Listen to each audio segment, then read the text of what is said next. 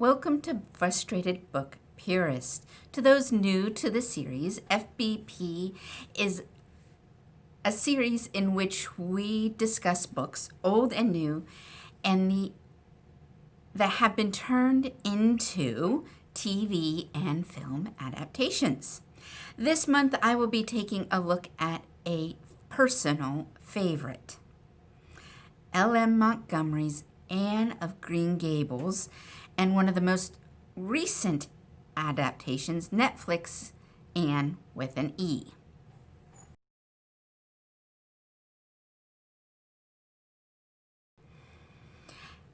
Anne of Green Gables was first published in 1908 by Lucy Maud Montgomery and is the first part of a story that spans 8 books following Anne Shirley throughout her life. Anne of Green Gables starts with a young Anne on her way to Prince Edward Island, having been adopted by siblings Matthew and Marilla Cuthbert. However, the siblings have requested a boy to help out on the farm, to Anne's frustrations. Anne is determined and spirited and soon persuades Matthew and Marilla to keep her. The story that follows is a wonderful coming-of-age story. Anne is a character full of imagination and wonder, despite the hardships she has faced in the orphanage and previous homes.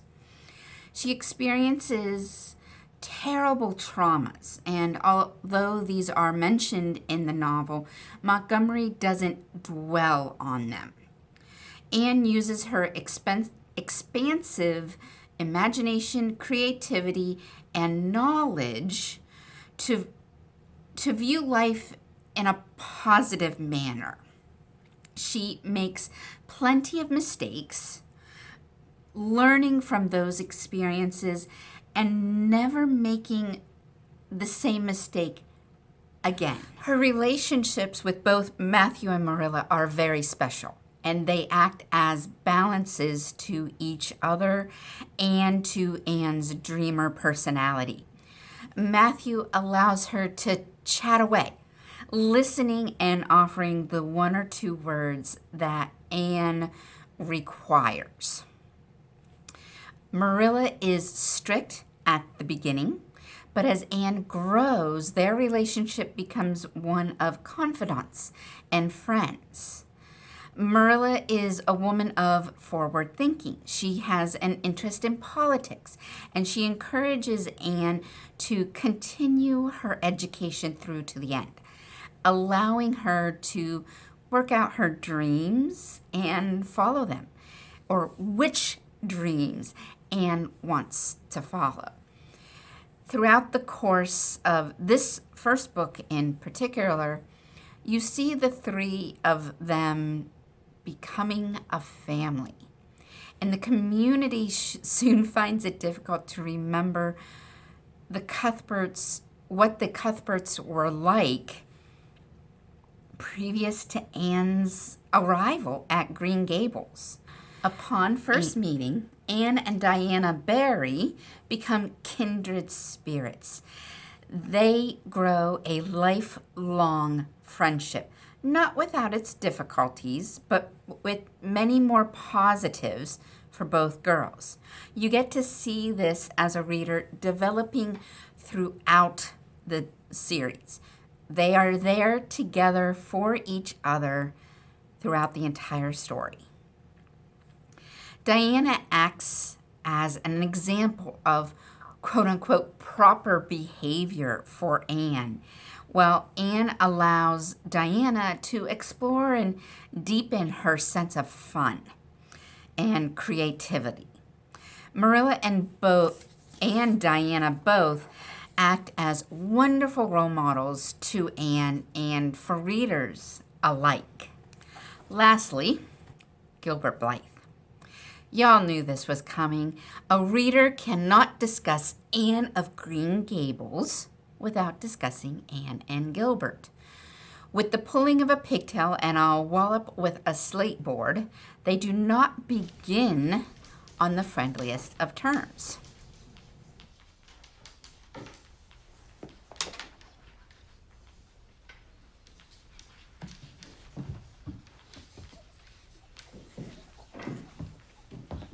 Oops.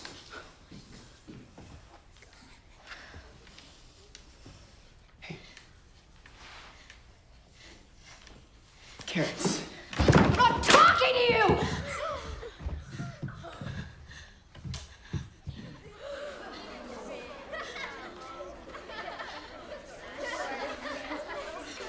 You just did. Anne loathes Gilbert.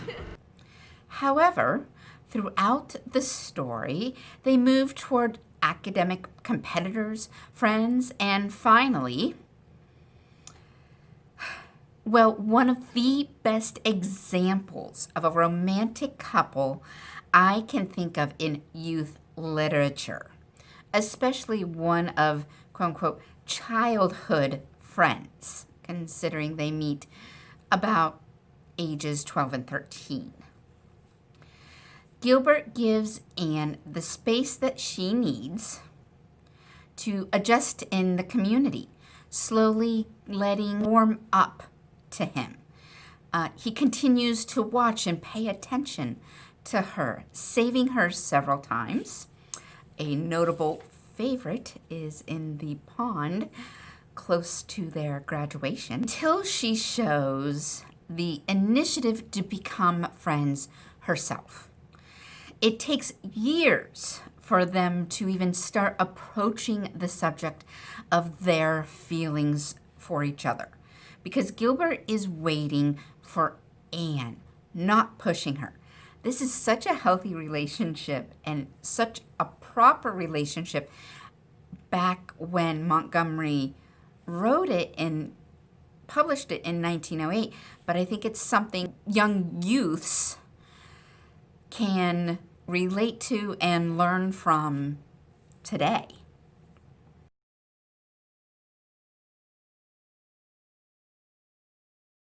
Relating all of this to Anne with an E, however, is difficult. A lot of this is included in the adaptation, but watchers may find it difficult to recognize Anne with an E as an Anne of Green Gables adaptation. In speaking with library staff, this was exactly what happened.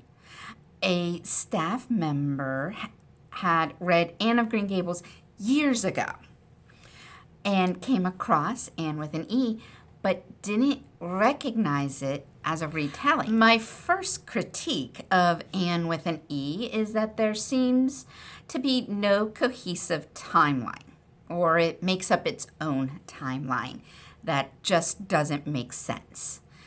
Many of the key events, her first meeting with Mrs. Lynde, or walloping Gilbert with the slate, dyeing her hair, or accidentally getting Diana drunk, are there. They just don't feel right. There are some that happen right after the other. And then there are events that happen that seem out of place. It could be because they aren't happening at the right time, right age, or in the right order.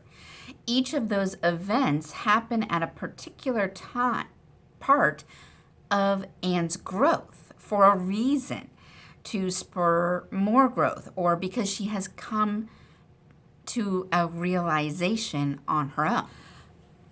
Related to this is the appearance of the actors. They don't seem to age throughout the series. In the novels, Montgomery takes a particular care to explain Anne's physical changes, mostly because Anne herself lacks confidence in her appearance, but also to show the passing of time. Anne grows, gains weight due to having a stable home life, and growing up. Her hair becomes a darker red, mostly because she has to cut it all off. And Montgomery illustrates these in different ways. She does the same for the Cuthberts as they age. Diana and Gilbert and their other classmates as well. There is little to no change in the actors' appearances from the first season to the third. Anne appears in an adult dress at the end of the third season, down to her ankles. Looks like she's playing dress up in a mother's or older sister's dress. At this same point in the novel, she wears the dress with confidence because she has gained that confidence and has grown enough to know beauty of character is more important than vanity. She still has some of that original vanity for her. She shows excitement, and in Anne with an E, Anne's actress shows that same excitement. But it just doesn't sit the same as it does in the novel. The other critique is the second and third seasons. The majority of seasons 2 and 3 are just not in the novels. They were written particularly for Anne with an E.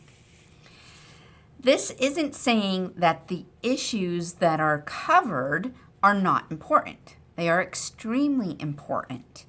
They just aren't Anne's story to tell and her issues to tell. The third season is slightly better and makes a bit more sense, but the second season changes the story immensely. It deals mostly with Gilbert leaving the Avonlea area and going off on his own adventure where he works on a steamboat, meeting a gentleman from the Caribbean islands that he becomes friends with and then brings home with him to help with the farm as a partnership, which is a wonderful thing. But Avonlea and the area is not exactly ready for a man of color to join the community. Now, Anne, Gilbert, and their classmates, along with the Cuthberts, are some of the first to welcome him to that community and start to see that change. That was fairly well done. But like I mentioned, that's not exactly where the story heads. Those aren't the issues that Montgomery faces, that she wanted faced in her story. Hers were much more of a feminist or a female issue related As a story. side Note, Netflix did cancel the show after this third season. The show was also being broadcast on CBC in Canada, and a few reports I read stated that this could be because of low viewership, possibly because their beloved Anne of Green Gables was changed so much. I always like ending on the positive side. So what did I like about Anne with an E? Netflix has become known for wonderful media content. The filming and technical aspects of casting, filming, lighting, score reflect the level of care a viewer would expect from a Netflix production. No matter how much I dislike how the show came together as a whole, these aspects are top-notch. My other positive was the realistic portrayal of Anne as a victim. They seriously looked at her traumatic past and built in flashbacks appropriately, characteristics reflecting her mistreatment and the cruelty she had been shown. This is something that previous adaptations have not done. It gives the adaptation a modern update. but also does it well. I hope you enjoyed this quick review of Anne with an E. Have you read Anne of Green Gables? Have you read it recently? Have you watched Anne with an E? What were your thoughts? Do you agree? Disagree? How and why do your views differ? Leave us a comment below and come back in December for Lauren's Frustrated Book Purist Review. Come back again soon.